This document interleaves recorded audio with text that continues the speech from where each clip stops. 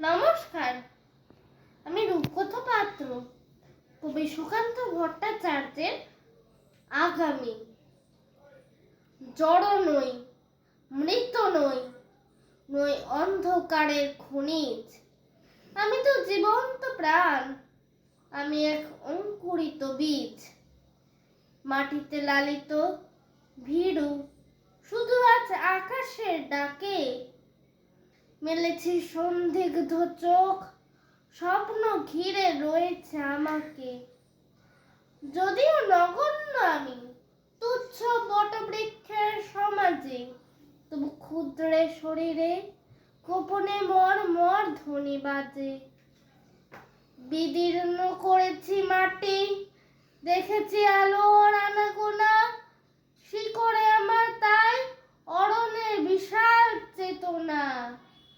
আজ শুধু অঙ্কুরিত, জানি কাল ক্ষুদ্র ক্ষুদ্র পাতা উদ্দাম হাওয়ায় তালে তাল রেখে নেড়ে যাবে মাথা। তারপর দৃপ্ত শাখা মেলে দেব সবার সম্মুখে, ফোটাবো বিস্মিত ফুল প্রতিবেশী গাছেদের মুখে।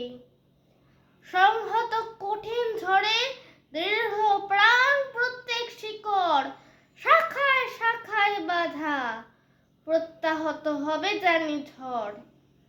অঙ্কুরিত বন্ধু যত মাথা তুলে আমারই আহ্বানে, জানি তারা মুখরিত হবে নব অরণ্যের গানে।